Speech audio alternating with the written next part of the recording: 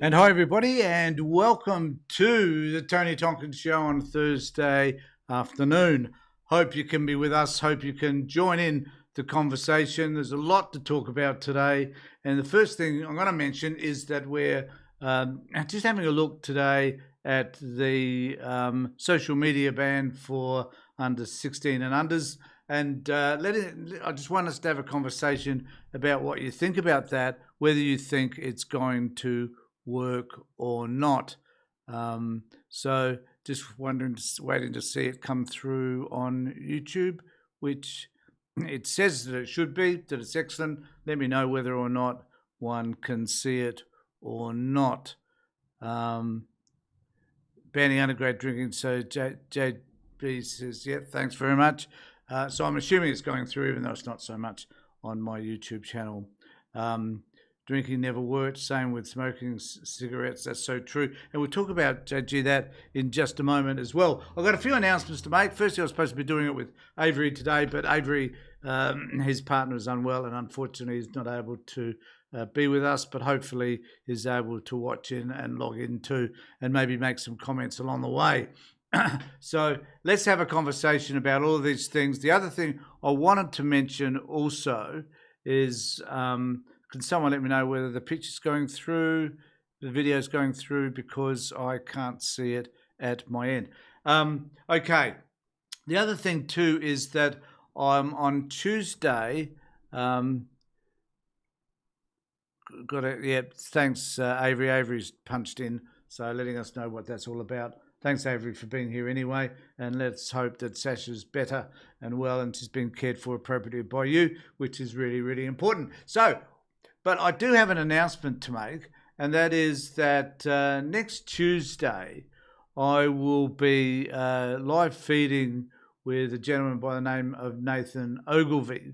And I'll just bring up Nathan's site for you to look at. So this is Nathan's site. Is just started on YouTube.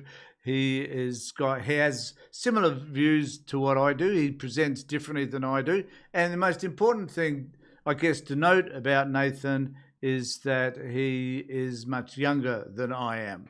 So it will add a different dimension, I think, to the conversations that even Avery and I have. Avery and I will still be doing our Thursday feeds, but on Tuesday, this is only an experiment just to see how it works out. Who knows? Nathan may hate the experience and choose never to get involved again. But I'd like those on my channel to have a look at Nathan's site and subscribe to help him out.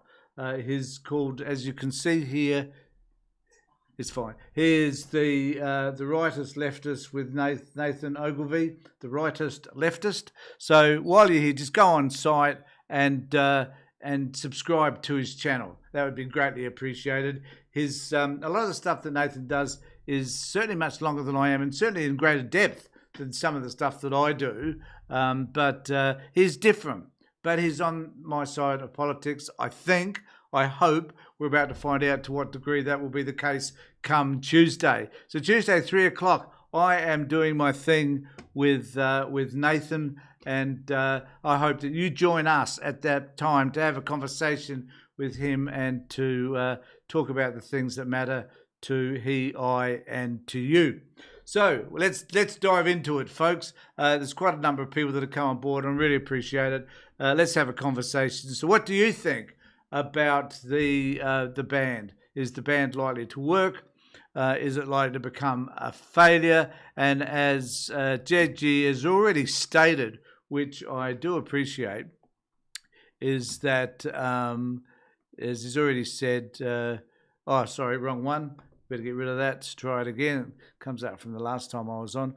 Banning undergrad drinking never worked. Same with smoking cigarettes. That is true. That is true. The thing I think that we need to note about those two differences is the fact that, firstly, drinking is something from which the government makes heaps and heaps of money. Cigarettes, the same. Do they make any money directly or indirectly from social media posts? No, they don't. And is that the difference? And what is there about us now acknowledging that there is some sort of pushback around social media because of the toxicity that it has. And is that toxicity around social media different from the type of toxicity that sits around drinking or smoking or any other sort of activity, gambling, for example? Why isn't it we haven't dealt with gambling in the same way that we're choosing to deal with social media? Is it because of the age group that we're dealing with, they're non-voters?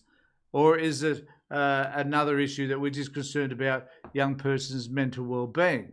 Why is it that we're concerned about young people's mental well-being, but we're not concerned about those people that gamble, who are adults, and their mental well-being? And I can speak from experience in that regard, not because I've been a gambler, but because I certainly worked in the gambling rehabilitation program some 30 years ago when it was first introduced here in South Australia. So, and I understand the impact that gambling has had. Why can't we ban gambling? So why is it that social media is a different issue from all these other issues that JG has mentioned? Perspective says, I'll just get rid of this one, says that I'll try and keep as engaged as I can today in having these conversations with you. The ban is, I think, to try to minimise the risk of online grooming. And I think that's a really good point. To what extent does online grooming take? And I think that it's certainly relevant, but is it more? I guess I would argue that ongoing online grooming is endemic in our community, that it happens more often than we know about. And more often than what children will talk to us about. And also online grooming eventually leads to suicide amongst young people. Now, I did watch a show the other day, I don't know if anybody's seen this, it was on 60 Minutes America, which focused on character AI, which apparently is something that's used to, it's a bot, and children have been connecting with this bot, and the bot has been abusing and coercing children into doing things that they should not be doing. So, and to what extent do we need to take control of some of the issues that sit around social media in general, outside of just the area that we're talking about now, which obviously is young people and their impact on social media. So I've got a couple of items just to kick this off that I want to have an opportunity to talk to all of you about. And one of them is particularly around how is this going to work? Not only that, but has it already had a profound effect, as is one item in relation to the social media ban, which came out in The Guardian. So going to bring this one up for you to peruse. So it already has a profound effect. Parents react to Australia's social media ban. Now, what do they say? We ask you to share your views, this is The Guardian, on children's use of social media and how the ban is affecting your family. And this is what they had to say. For some parents, social media sucks up their children's time and steals them away from family life, instilling mental health issues along the way. For others, it provides the children with an essential line to friends, family connections and support. And one of the primary arguments around all of this happens to be that there are lots of kids who are isolated, who find it difficult to connect with kids in school and in other parts of their lives, but find it far easier to connect with children across social media platforms because of the anonymity that sits with all of that. So, and that is a strong and compelling argument to take that away from children that had already felt isolated. Where does that place them now? Now, one of the arguments that I have now, my wife and I actually disagree on this particular issue, so be it. But I cast my mind back, and you've got to be careful as an older person. This is why having a conversation with Nathan on Tuesday would be important. As an older person, I tend to think that there was a time, believe it or not, when social media didn't exist in our lives. There was a time when phones, as they exist today, mobile phones, did not exist in our lives. And I wonder, how did we survive then? If we were lonely or isolated, did we just remain lonely or isolated? Or did we find clubs or social groups or sporting events that we could attend in order to fill that gap or did we just stay in our bedroom and play Monopoly? What did we do in order to occupy our time if we were feeling lonely and finding it difficult to connect with friends and family? Well, I guess we found ways to deal with it, or we just remained alone. So is it more important to remain alone and feel lonely and perhaps have conversations with family about how one is feeling, another issue in itself, because those conversations don't tend to take place? Or is it important for us to have connection through something like social media to at least make us feel partly connected? I think they're really good and valid points. They go on to say, when Australia's social media ban came into effect on Wednesday, millions of under 16s lost access to their accounts and were prevented from creating new ones. There is evidence to say that actually a lot of kids didn't lose their accounts. They discovered they were still logged into TikTok and to whatever they were using prior, and that they were still able to do the thing that they would normally do. And some of them were quite surprised.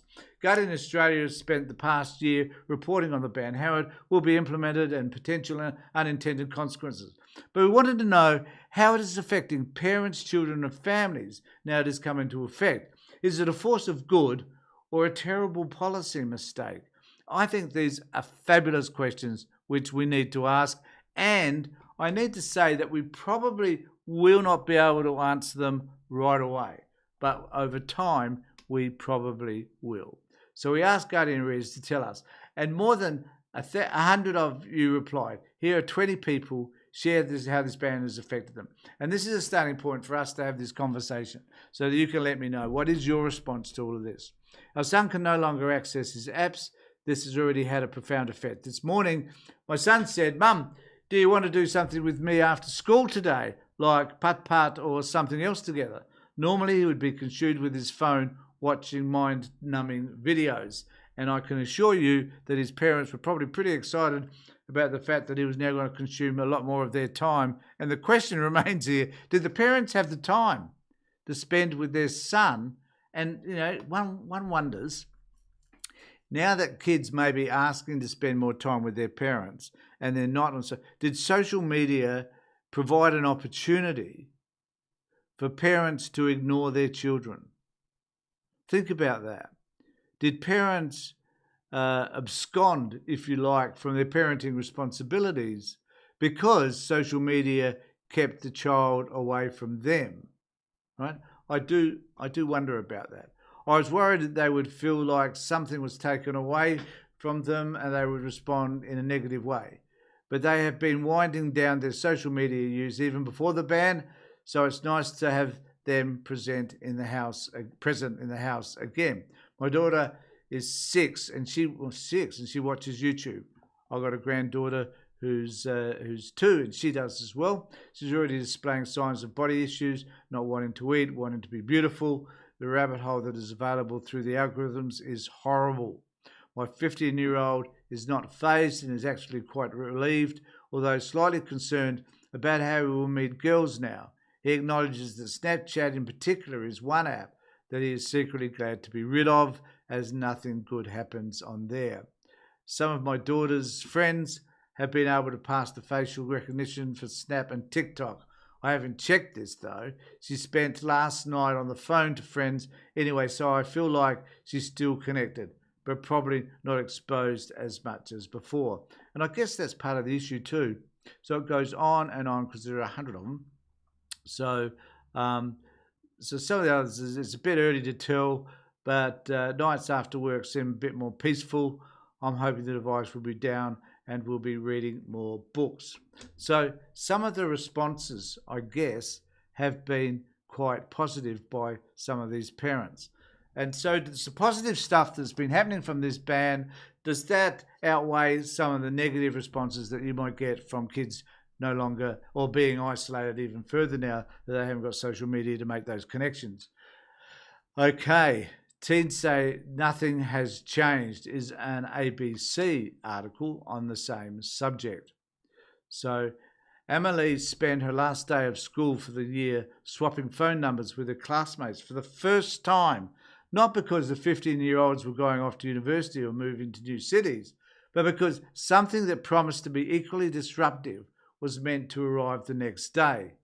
For many straddling Gen Zs and Gen Alphas, Snapchat, with its faceless ghost and highlighter yellow logo, has replaced texting, Messenger and WhatsApps used by the generations before them as the place you go to share your life with your friends, one thumb tap at a time. On Wednesday, the snaps went silent, or at least that was what was meant to happen. After a year of build-up, D-Day for Australia, social media ban for children and teens under 16 seemed something of a fizzer. As of 3 p.m. on December the 10th, 15 hours after it officially came into force, Emily was still logged on Snapchat and everything else. Her snap streaks sat unperturbed by laws the Australian government spruiked as world-leading and world-changing for teens and parents alike. So the downside, sideways response to all of this is that some kids haven't cared, haven't done anything about it, and none of it seems to have changed anything. Should extend the ban to like Roblox and Discord. There are reasons. Apparently, and I don't know to what extent this is true, but as I said, maybe the government should extend the ban to sites like Roblox and Discord. Yeah, and there have been apparently some of these sites just meet the criteria that the government set, but the government's watching them just in case they slip and they start to become disruptive in some form or another. Let's hope that the E-Safety Commission is onto this and that she will understand what is appropriate and what is not. So let us know further what you think. I haven't got all that many people here who have made comments, but if you'd like to make further comments, please feel free to do so. And got some other issues. So one of the things I want to ask you folks is, what sort of issues would you like to talk about? What things matter to you? And I've got this other one here that I thought we could talk about, which is, would you travel at the moment? If you had a prominent social media presence, such as myself, and you could be on TikTok or other things making comments about politics and the United States in particular, how would you feel about travelling to the United States at the moment? What would that be like for you?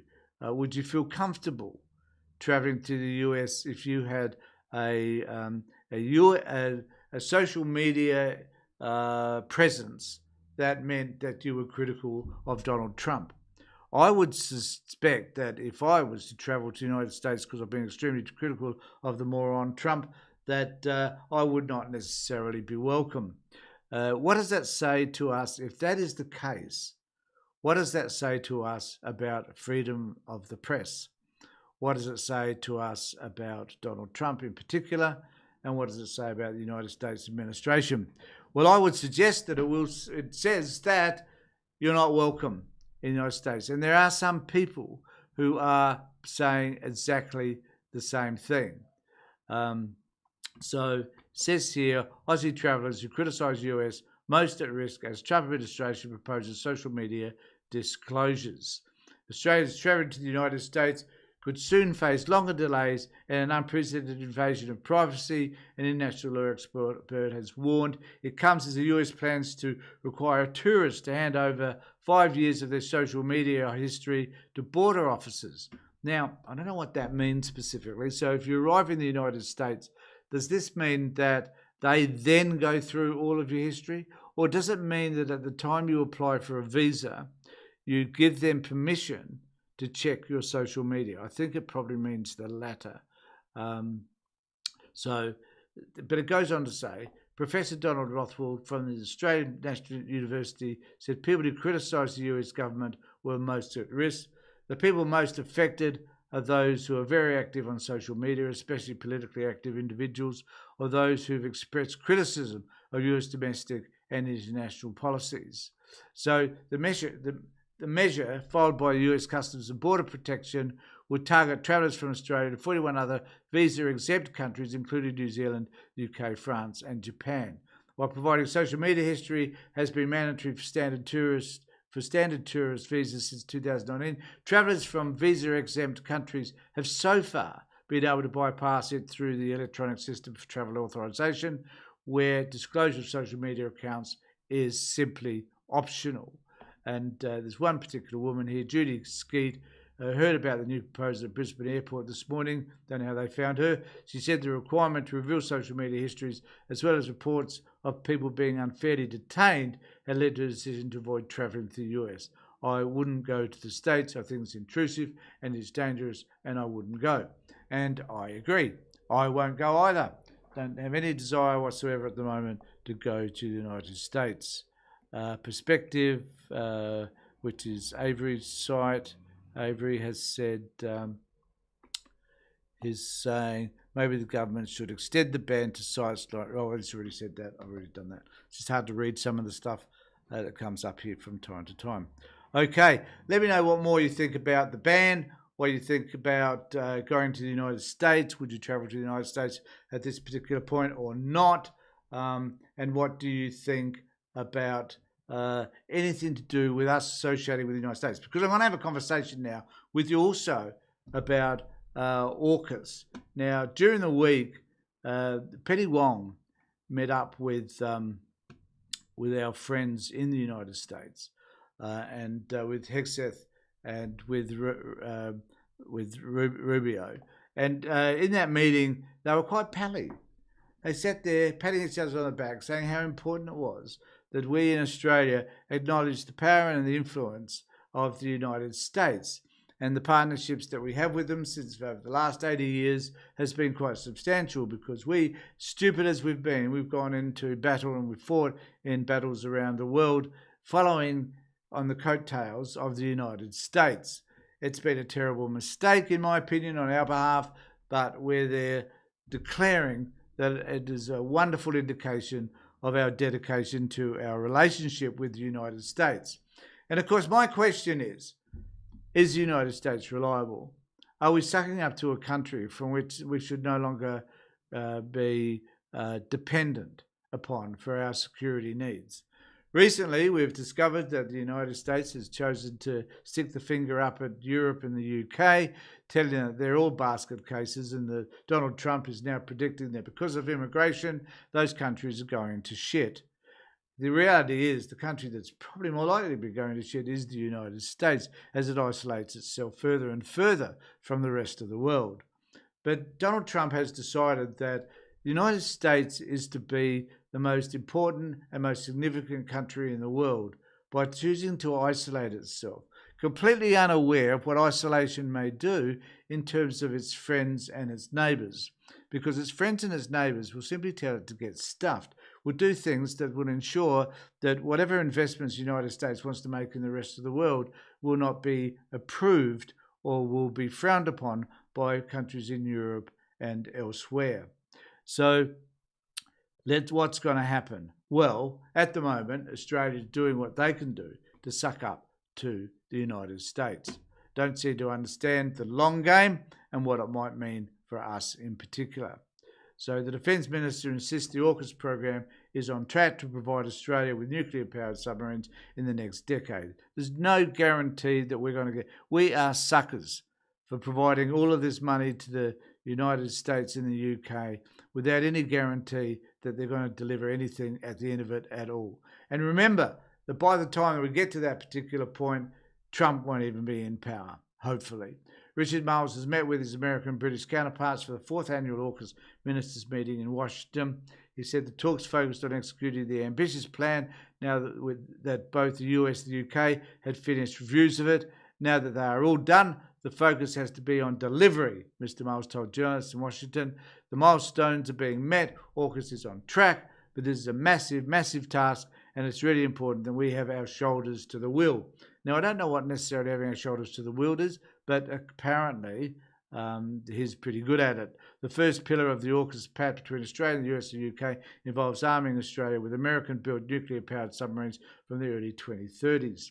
So there is another issue here, and the other issue is the number of involvement that the United States have on our soil by building and maintaining bases in Australia that are about ensuring that if someone decides to invade us, namely China, that we will be their first target. There's no disputing that. Whether or not we should, I've got to stop for a minute because I have an issue about demonising China. I don't know how the rest of you think about that, but there is no indication whatsoever that China is likely to invade Australia. China doesn't need to. Its power is increasing militarily, if it's not up to the United States, but it's certainly approaching that, and we know it for its economic power as well. So it doesn't need to invade another country. As long as we're selling minerals to them, they're fine. As long as we have a working relationship with them around trade, they're fine. As long as we just don't keep telling them to piss off every time they run a boat around our shores, that's fine. And I guess one of the things that we do need to acknowledge, which really annoys me, is that Sky News keeps shouting from the parapet that the fact is that we don't speak loudly enough against China. And I would suggest, firstly, Sky News, Andrew Bolt and others, you are whipping up an unnecessary set of fear-mongering in relation to China. And I don't know what these people on Sky News and the right expect. They want us to yell and scream at China, tell them that they should not be doing whatever it is that they're supposed to be doing, and that we should tell them to bugger off. And if they do choose to do it again, we will attack them with our bows and arrows. I don't know what it is they expect us to be able to say to them, but nevertheless, it seems to be fear-mongering from my perspective. We don't know what is said via the embassies and through diplomatic measures. We don't know what is said in terms of raising our concerns with regard to what China might be doing. But my fear is that we're going to align ourselves more and more with the United States now that the United States has said that we're a wonderful, wonderful partner. And there's but what's going to happen?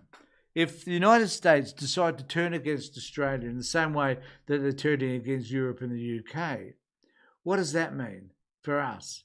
Is it possible that there will come a time when they will have a go at us? What will it mean?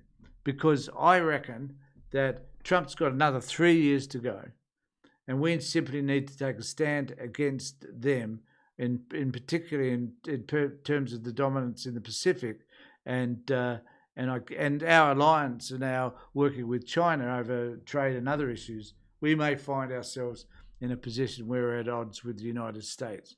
And what happens then? Are we going to be left alone? It's an interesting question, and I think we need to start thinking about this as well. Let me know what you think about the Aukus Alliance and whether or not it is something that we should be concerned about. The other things, I've got two other issues that I wanted to talk about. One of them also is about Donald Trump. Now,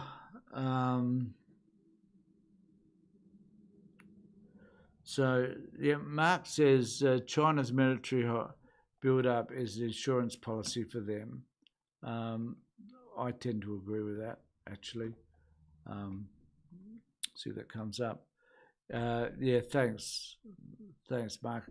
And I think, do we expect them to do nothing? Was that the deal, or do we expect them? What is it we expect? We expect from them anyway. But I wanted to talk about Venezuela and the United States' approach to Venezuela, because this tells us, I think, a lot about who the Trump administration is. So recently, they've taken. So the issue with Venezuela is not necessarily the politics. It is actually about oil. And we know that the experiences and the lessons that we've learned from the Iraq War was that it wasn't about weapons of mass destruction. It was actually about oil. And in Venezuela, this is not about drugs, which is the United States version of a weapon of mass destruction at the moment. It's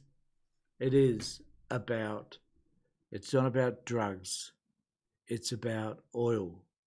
And that this has come to fruition because if they want to get rid of the government, they want to put a puppet in place that the US could control, and then they want to flood Venezuela with oil companies from the US who can rape them of their resources.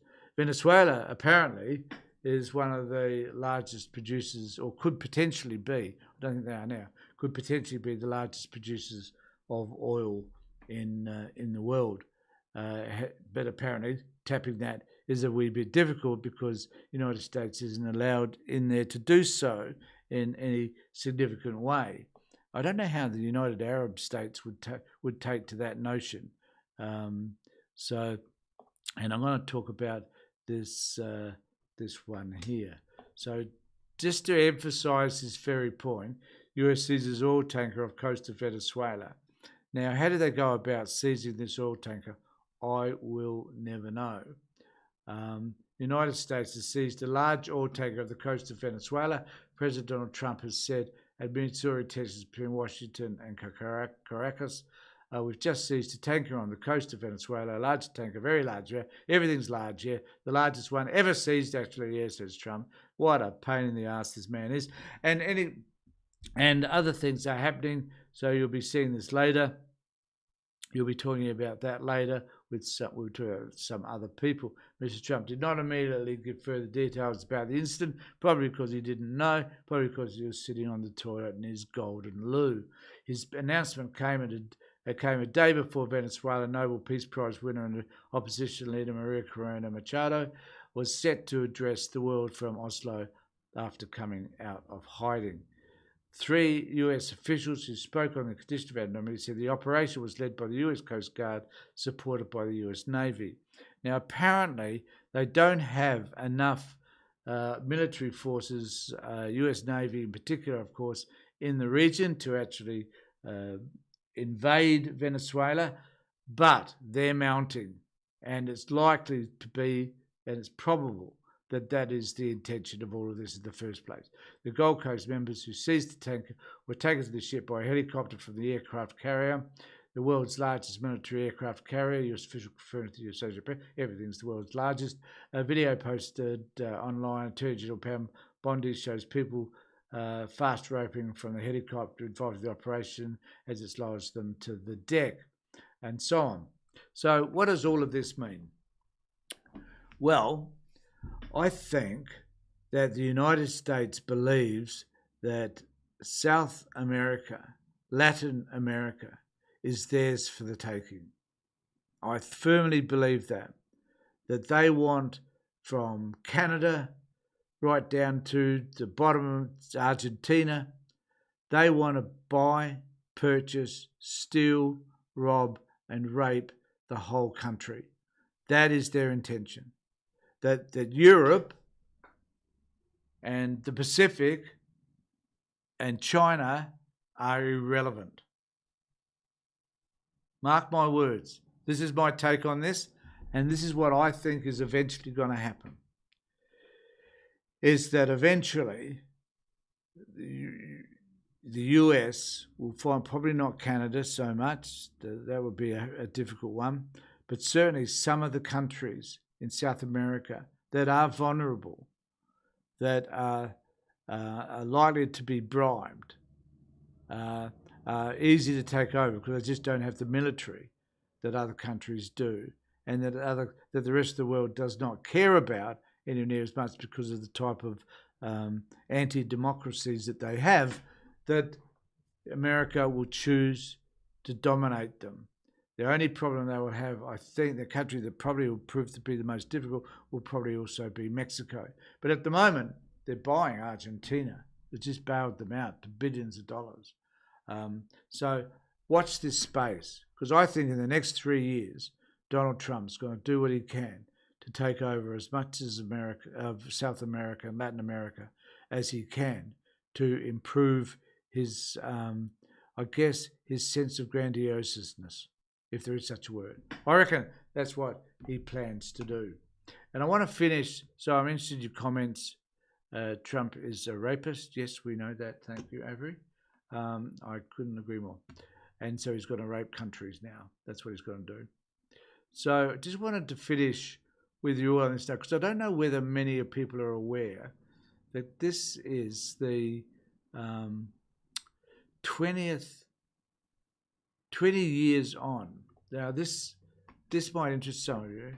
Some of you may or may not remember the Cronulla riots 20 years ago. And one of the questions that's being asked, which I found really, really interesting, grandiosity, thanks, Mr. Beach.